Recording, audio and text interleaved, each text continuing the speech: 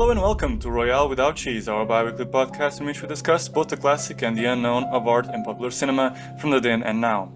We are your hosts, me, Tomás Ferreira, Leonardo Miranda, Hey guys. and Miguel Aido. Hey. As part of our Halloween special, today we talk about The Descent, but before any ado, don't forget to subscribe, leave a comment, or simply give us a like. The Descent is a 2005 British horror film written and directed by Neil Marshall. The plot follows 6 women who enter an uncharted cave system and struggle to survive against the monstrous creatures inside. In the 2006 Sundance Film Festival and received positive reviews with praise for the performances, cinematography, and Marshall's direction. Since its release, it has been regarded as one of the best horror films of the 2000s, with the sequel, The Descent Part 2, released in 2009. However, what did Royale think of the rocky misadventures of this girl power gang of MacGyvers down a cave of sleazy crawlers? Friends, let's dive in, shall we? Sleazy crawlers. Sleazy crawlers, those damn dark sleazy crawlers, indeed. Curious monsters, those. Yeah. This was not my first time watching the film, this was my second time. I knew it from a long time ago, from a book I had since 2011 called 501 Must-See Movies. I always remember the image. Yeah. And one. We always need the one. You know, you can't have a top 10, you have a top 11 list. That's how you do it. And it was this image of her coming out of the ground, you know, the pit, the final shot, you know, with the blood and and I was like, oh my God, what is this? You know, what is behind this image? I was always very curious. And then Mike, you know, at a given point, I don't know how, I always have this thing in my brain. Mike made me, you know, remember the film, you know, talk about this from The Descent. And somehow, I don't know why, it's very Mike, The Descent movie. I don't know why. I don't know why, but it just has a feel to it. I don't know why, but it's very Mike. So it's always a film I associate with him. I guess so, yes, of course. The very misadventures of Mike in caves. So yeah, and it's a very interesting watch. A very kind of once I started watching it the first time around, but also this second time around, it's really not and I have commented this before in the group chat. The setup is kind of really down by the numbers, you know. It's these women, you need to develop her backstory with the husband that dies, the family that goes away, and then there's, you know, with horror movies, there's always the inner workings of the inner psyche of the main character, what went wrong, the trauma that's going to be then processed through a very horrific experience of the supernatural and so forth, another external agent that comes back to haunt her and makes her face her demons in some way or another. And particularly what horror movies do best, and that's also we're going to see that with Train to Busan, which is our other film in review, in release, is really how the monsters are the externalization of how horrific human beings can be, but it's in facing the monsters that we see how far do we go into the depths of our violence, you know, and openness to do violence. That's what's so interestingly explored in this film, because the setup itself in this film, like I said, by the numbers, kind of bland, it's not very interesting, has a few moments of excitement and intrigue, like the way the husband goes out is really scary. You know, that tube going down his neck, and also the dog. It's like it's funny and horrific at the same time. You know, it's this cross of flavors that is very strange. And then progressively go down to the thing, which is, you know, a year goes by and she goes with her friends. You know, I don't remember the main character's name. Or is it Sarah? Yeah. Sarah. And then you have Sarah, and then you have Sam. Right? I mean, that was like a big problem for me, was telling them apart, honestly. And even just the looks, because then they have the helmets on. A lot of them are blondes. Juno was, you know, I could tell her. And the other Juno, one, yes. yeah. And the evil one. The evil one, yeah, it's easy. Exactly. Now, Sam, Sarah, there's another one. It was sometimes I saw them and I was like, is this the main character? I'm not sure who's this person, so I'm not sure whose arc I'm watching. Yeah, like, you have a lot of blondes. That's the problem. Yeah, that's the problem. And with the helmets, it's like, okay, I can't even see. You know, it's just a face and a bit of blonde hair. Like, they all look alike, and it's very dark, the film. So. But the main relationship between the main character, let's call her Sarah, and Juno is interesting, because Juno ends up being the one that had an affair with her husband before he died. And she's also the one who orchestrates this cave, you know, dive to these uncharted caves. So that then becomes a quite interesting exploration of the feelings they have for each other. How much does Sarah know of that affair, and always testing the fact that Juno is this radical one of the bunch, who does stuff that shouldn't be done behind their back, kind of the unveiling that this cave is actually not safe at all, but quite uncharted territory, and then the reveal of the monster. So yeah, it's quite an interesting film. When they go down to the cave, it really becomes what you said, Lenny, an exploration of pure genre in terms of the scares. Because caves, by God, I like caves. As an observer of stupid people who go down in caves on YouTube. For a while during the pandemic, I had this like really obsession with cave diving and like people going into caves, and with GoPro cameras and cave deaths as well. Even now, that's coming back to me, and just going down there and like putting themselves in these very tight spaces and getting out of them. And I think the film really, in a nutshell, really feeds into this idea of human beings having an attraction for death, and death, near death experiences that defy them, and that thrill of going through the cliff, the valley of death, and coming back coming on the other side unscratched. Because that's where it is. You put yourself in a tight space, and there's a thrill of, can I do this? Can I not do this? And they can. And that they're always defying it. And there's something thrilling about facing danger and then coming on the other end clean, unharmed. So, and as a viewer, you also experience a little bit of that. And yeah, it's quite interesting. The challenges as they are constructed narratively, going from smaller to bigger, with first Sarah becoming kind of closed off. That's the first moment, stressing point, when she becomes closed off at one point. But also that feeds into, we're not quite going to the real dungeon of the monsters yet. It kind of speaks to her panic attack, of her past trauma, having her husband and daughter killed off in a horrible accident. She becomes really closed off in that hedge, and the friend comes back to help her main friend, the good friend, and they managed to come back to go out of there. But also feeds to the fact that this woman, Sarah, she's not well. She sees things, she hears things. She's unstable. Can she be trusted? Can she trust her senses? So that really allows for the other characters, including Juno, when she sees a monster, to question her about, was that really a monster? So that creates very interesting, dramatic situations. And then, of course, we start from there, from the elusive danger. Is there danger? Is there not danger? With Sarah becoming stuck on that edge, to then create the feeling of, are we seeing things or are we not? Which is always kind of the dramatic question in that situation. And yeah, from then on, it's quite interesting. It's very minimal. There are a lot of challenges. There's that. Then there's the hop from one end to the other of the cave, from that kind of pit thing. And then, of course, the finding of the monsters. But what did you guys think? Was this like your first watch or something? But yeah, it was my first time watching it, but many of the images were very familiar. Like, it's like watching a movie, and there's so that's where it comes from. Like the image of like when she's with the camera and she's going around every friend, and then next to one of the friends is one of the monsters, just like kind of hanging. It's a very creepy image. Yeah, that one I'd seen before somewhere, like on those YouTube video essays that people do, like montages. And then of course the image of her blood, like, coming out of the water, blood filled, I always assume it was like from a giallo or something like that. I don't know, it just had that feel. Carrie. Yeah, or a Carrie or something like that. Yeah, it's very intense. And even that image of her when she's going up to go outside, and it's like everything is dark. It's just like a line, with light, and it's like a very, very particular image. I think it's very well achieved.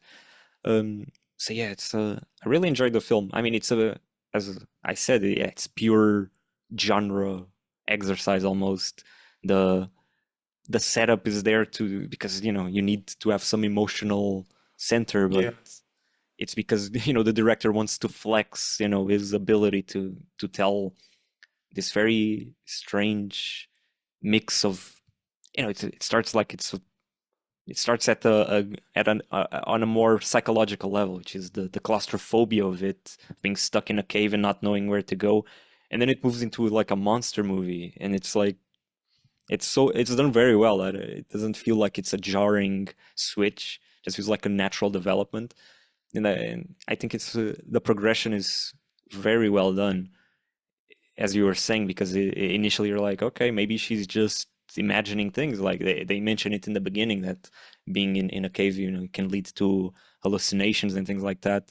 And so when in that image, when she's with the flashlight and sees the monster, you can make a case that maybe she mistook it, or it was Yeah. just was a rock or something like that. Although for the audience, it's almost like undeniable that's a monster, but there's always a potential that it isn't. So yeah, I thought it's a great movie. Just a great time at the movies. I Yeah. highly recommend it. Yeah. Yeah, I agree. I mean, for me, it was not the first time, although for some reason I watched it when I was a kid. So, uh, yeah, technically it wasn't the first, but it was a long time ago, and I was probably a bit young, too Was it young at a to. friend's Oh my god. place? Birthday No, I don't. party, basement, I don't think it was, parents were but watching. it was like sort of like those TV films that you just watch Your at parents were like, night. "Ah, come watch this. It's good." I don't know how that happened, but I mean, 2005, yeah, it does seem likely. It was like a very early film, or at least glimpses of it. I think for Yeah. sure I watched because I was just okay. Yeah, I remember this. Okay, yeah, I know this image. But yeah, the story itself, and particularly, the emotional stakes of it, I didn't remember. So I was interested to see how they were going to make So this wait, this was the character. first time you watch it since then, since being a kid, or no? Yeah, basically. Oh wow, okay, that's cool, pretty cool. Yeah, I mean, as I said, I mean, suddenly there were shots that came back to me, but I mean, I didn't remember the actual story. I mean, the Juno becoming the villain Yeah, yeah, and going to the caves and then switching, so they're in the uncharted territory once. But yeah, but as I was saying, I was interested to see how they were going to develop just overall the emotional arc of Sarah. Because yeah, as we said, the beginning is a little cliche to some extent with you yeah, know very. uh, Mm. the, f- the husband and then the death, and then she has this trauma, and then for some reason she has friends who continue going, doing these incredibly dangerous you know activities Yeah, with this friend who point is in grief. point break activities. You know. Yeah, exactly. Point break activities with a widow that's clearly Yeah, probably not well. not yet stable enough to go do these sort of things. But it's But she still asked. She asked. That's what the yeah, characters that's say. true. That's true. Yeah, that's true. But just I'm talking But it generally, is a like very Yeah, like unique it is hobby funny. for six people to like, oh yeah, let's go caving. It's like just Yeah, a yeah, yeah. very particular setup. But yeah, I like yeah, it. Yeah. that's true. I also did enjoy the characters themselves, like I know it's not very obvious at times to really tell them apart, especially inside. But I think some of them, at least half of them, have Yeah. some traits that are identifiable and The more make for an rebellious interesting one, group. like more alternative, that one was easy to tell apart Yeah, yeah. too. Yeah, yeah, yeah. And then sort of inside the main group that we started with, we also have some because then we are added the friends of the friends. But yeah, but I was sort of going through the emotional part of it. I mean, it did start off a little rocky with the whole husband thing, but I really kind of enjoyed. Rocky. Yeah, Little that's rocky. true. Well done, well done, Uh, well caught. But I mean, I really did enjoy kind of the sort of alien arc that she goes through, like Ripley, where she suddenly just becomes this massive superhero figure, yeah, completely yeah. fearless. Mm, That was mm. interesting to see because I really didn't expect that from Sarah. She becomes a It was- badass. Yeah. But the thing is, Ripley always was a badass to me from beginning to end. yeah, Always I was a know, but badass. The one that it's knew best. yeah, it's not a literal comparison, But but I yeah, mean, it's a but by the end, it's like she is this person, this massive figure of fearlessness, and it's interesting to Hmm. see. Hmm. It's interesting to see how the events of the movie led up to that. So yeah, that was an interesting part, and also kind of really enjoyed the music, which is kind of, it's much more subdued than your typical horror film, and it's It's not like also, woo, woo, woo, not yeah, like yeah, that. yeah. It's not at all like that sort of Strident. thing, and exactly, and not only that, it invokes kind of sadness and a sort of tragic nature, which is interesting because it links to the whole husband's death, and it kind of foretells a bit how these characters will all die and perish alone in this cave, beneath the earth. So there's a sense of isolation and the tragic nature that is in the music as well that I really enjoyed. I was, cause I didn't know much. I knew about the film, but I was like, okay, is this gonna be like a jump scare fest? Just really going in that direction, but not really. Think the film No, is actually very tasteful. Like the horror, everything is so. yes. There's Yeah, a very keen understanding of how to evoke fear, and even like just the imagery. Like it really has some images that are like when she's lying on the rock, all covered in blood, and she's like staying still to not call attention to herself. There's like very close image of her eye open, all covered in. It's like it's such a striking image. Sometimes like, it feels like these horror films don't always explore like like the texture of horror, like in terms of like the liquid of the blood in the face of the person, or just like the nastiness of the monsters. And it's a very tactile film, I think, even Yeah. obviously for the rocks and, and all that, but then even with the monsters, it becomes very much like sensory. I was very impressed with that. yeah, I agree. It goes often and sometimes in a gore direction as well, with the monsters, devouring one of them. Which is also something that I wasn't expecting by that point because we had been in a sort of suspense environment of horror where you're not being jump scared, but you're also not like just casually in a drama film. So there was this sense of constant building up of something, and the horror was different, I suppose. And by that point, I was really surprised to just see, guts spilling out and and the monsters devouring them. So it was an interesting take. Although And even also, but before that, we do have like a little taste of it, which is the broken leg, which has a just yeah, Hmm. the thing sticking that's out. true. It's like even that like it setups that okay, maybe the movie can turn to a little more something a little gorier. Yeah, Yeah, yeah, you were that's saying. true. Yeah. No, just adding, for example, another moment of of well built anticipation is when she's in the very beginning of entering the cave, when she starts to suspect something. I think it's motivated by her listening to this giggle little sound of what would be her daughter, and she goes sort of exploring this little piece of cave. um, and it's really interesting because it's all black, and then we kind of see her looking down and sort of getting all tired from the effort, and the camera sort of tilts up, and we are clearly led to believe that this monster or something is gonna appear from the blackness, and then nothing appears.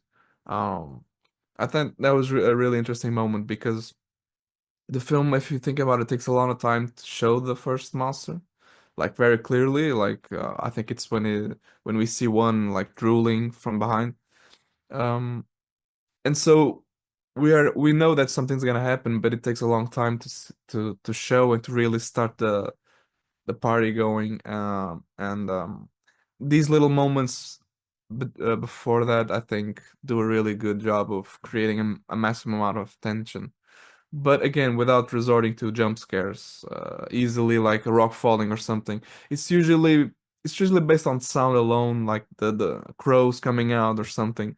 It's not super like in your face. Yeah, but it's usually already within the shot. It's not like a two shots like quickly succeeding. So it's usually, even then, it's a little more conscious of that, of what you're doing. And then these moments of playing with the darkness, I also really enjoyed it, especially because we've seen Pulse and we've seen Cure, and we've seen these sort of Japanese horror films of around that time. So it's interesting to see how other films, and on in this case a British one, also play with darkness and play with the shadows. And this film, I mean, it's like fertile ground to do that because it's a cave. So I thought it was really also well done. Yeah. Yeah. You can tell I there's a think hand, that a horror There's a hand. hand. Yeah. I do have to watch more movies by yeah. this guy, Neil Marshall. I know I he don't know did what like other a movies he did. sequel. He did a sequel to Hellboy. I think he did Hellboy 2. Another Oh, thing. wait, what? No, he didn't. I'm Hellboy pretty 2? I think Hellboy or 2 is maybe Del one. Toro. I know he did one of the Hellboy. Yeah, Hellboy 2 is Del Toro. But I know he did It's a all Del Hellboy. Toro. I don't think it's all Del Hellboy 1 Toro. and 2 are. I think Now, I there's think a he did new the Hellboy. 2019 No, Hellboy. I think it's yeah, but that his. one is not very Ah, good, I don't right. think. Yeah. Yes, Yeah, yes, that's exactly. not good. But I heard about Dog Soldiers and Doomsday. Yeah, I have to watch them. But I don't know. I think that The Descent is probably his peak. He's the best. Yeah. Yeah, It's but I heard that Magnum. Dog Soldier is very good. That's one is before The Descent, but I'll have to watch it. Yeah. And also pick on something that Mike pointed out, which is a transformation that Sarah undergoes. I mean, that's quite interesting. Because the way it happens and the way it is framed structurally in the narrative, it's very particular. She gets separated from the rest of the group, and I find that's what makes her journey even more interesting because she has a very particular experience that the other people don't have. It's almost like the protagonist, well, it is gathering tools to really understand the reality she's living in. Who are these monsters? Who is this danger I'm facing?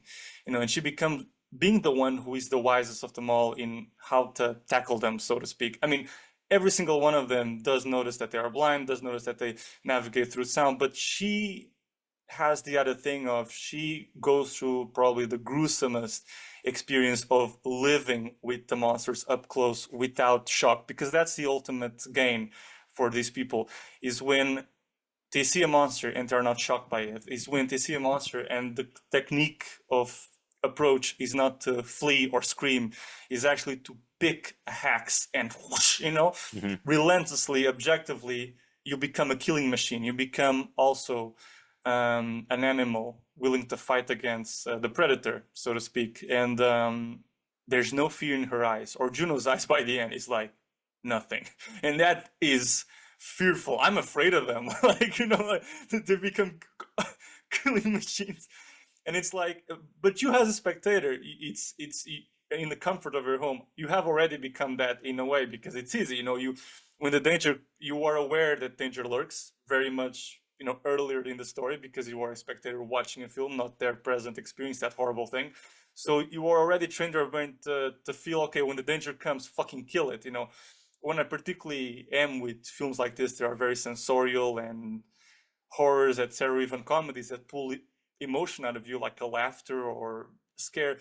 I talk with the film. I'm like, get him, get him. Like I'm watching the film, like fuck yeah, like I start like fucking interacting with the screen. And I think that's kind of one of the best joys of film, like when you are alone with the film at home and you're kind of enjoying it that way. But coming back to her journey, she undergoes to being in the lair of the monsters, where they have all those human bones.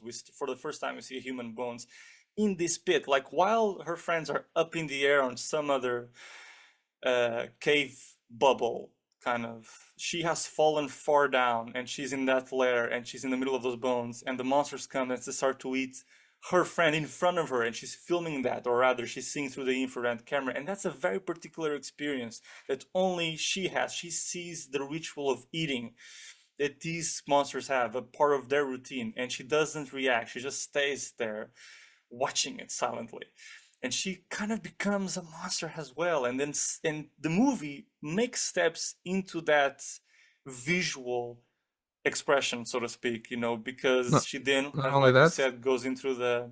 Yes, No, no, go ahead. Just I was just saying, just wrapping up in the sense that not only that, she goes into that bloodbath down and up again, where the other monster goes in with her, and I don't know how she kills her anymore. I think she bumps her with a piece of bone, yes, on the eye, So, and she comes out bloody. So it's a full transformation, and it's quite impressive. But the key moment is when she has to kill her own friend to help her out, kind of take her out of her misery.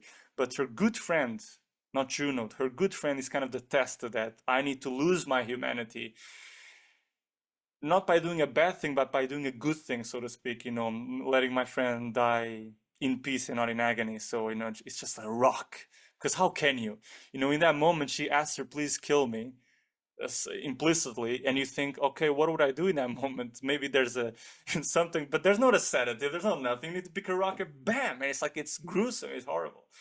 And out of that comes the monster in Sarah, and her actions from that point on out, although she has a reasoning with finding out that Juno had an affair with her husband and all, become very questionable. I mean, she literally kills Juno. That was not necessary. But the thing is, she doesn't know the full story behind the killing of her best friend. I think that's Sam.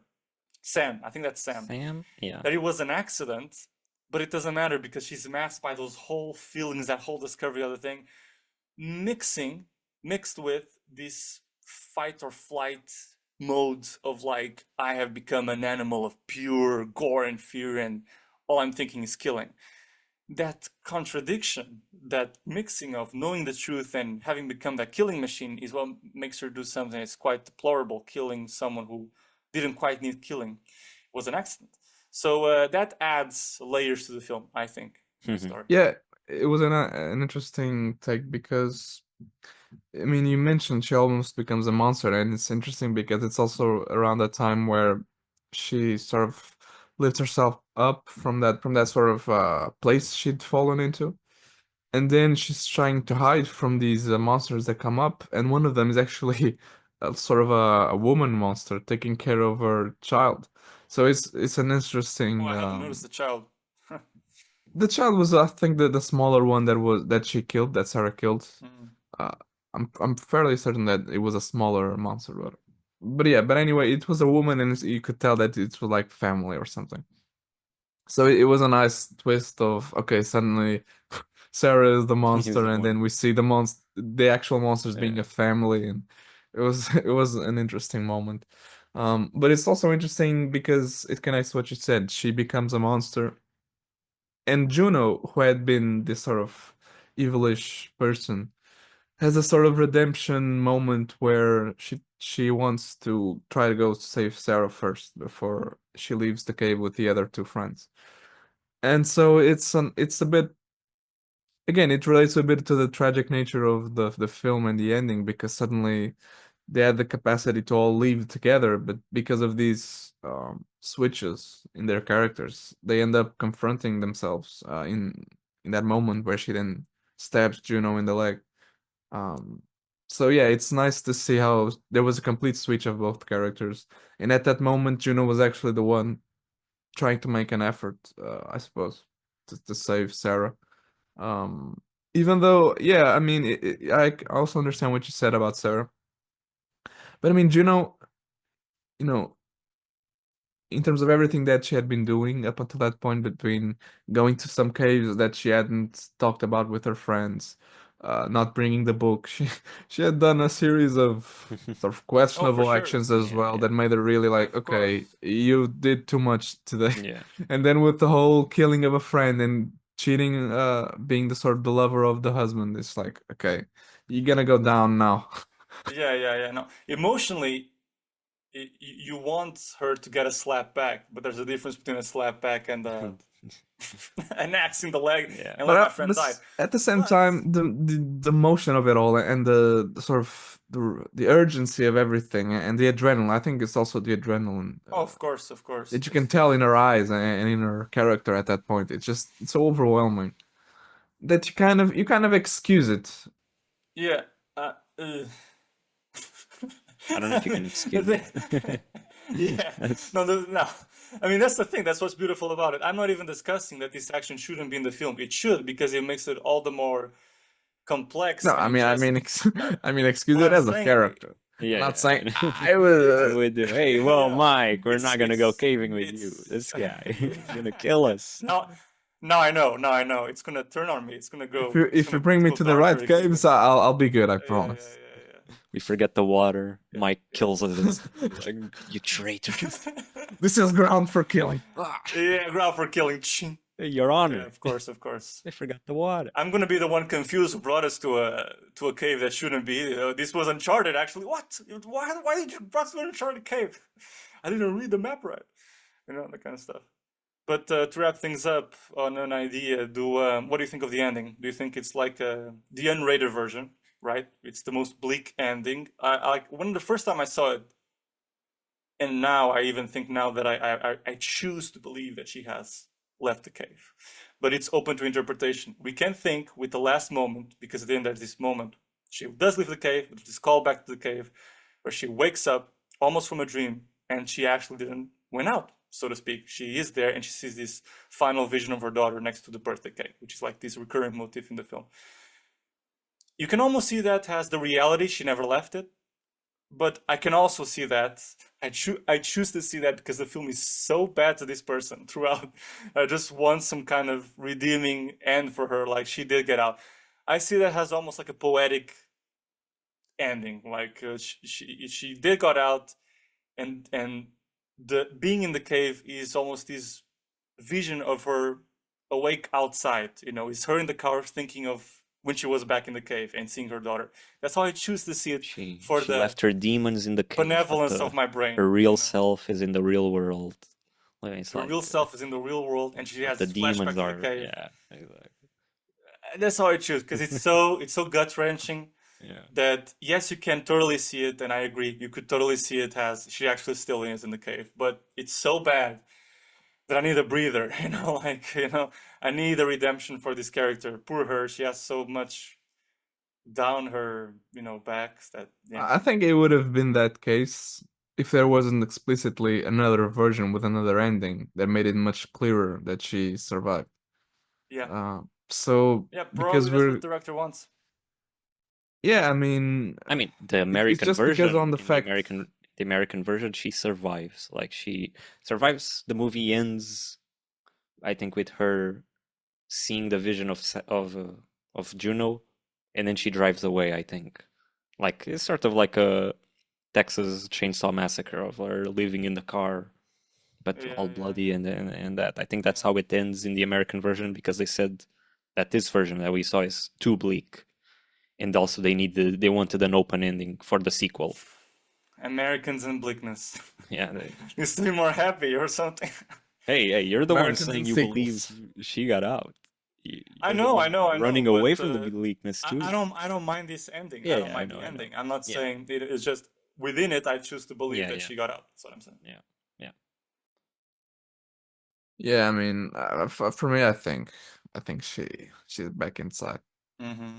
It flows well with her sort of visions that she had already had, and it's a nice moment again of going back to seeing her daughter bringing the cake. I think it's a nice transition as well to being inside, imagining those tragic things. And so, yeah, when I see her inside, I kind of think, yeah, she's still there. Even though, I mean, it's, bleakness. Whatever, it's a film. Let it be bleak, whatever, I mean. I understand Mike's priorities now. I'll kill my friend. Let the kill happen. I'll kill If my it's friend, supposed to be bleak, let's own the bleakness. Let's kill our friends and die alone in the cave. Of course. And I applaud the film for having gone all the way in the bleakness. And it's truly a bleak film, but that's what makes it so fun, I think. Yeah. You're just 1.5 hours of holy shit, this is terrible ordeal for this person. Yeah. Great. Nice. Nice. Nice. No kill her daughter, no kill her husband. That's all for today, folks. If you'd like to reach out and suggest a film for the next episode, you can find us on the podcast official Instagram and website pages. Feel free to subscribe, share this episode, or simply give us a like. That's how our podcast can grow ever more groovy. And if you're on YouTube and want to see more videos like this, check out this next video right here. Thanks for listening, and see you next time. Bye. Boo.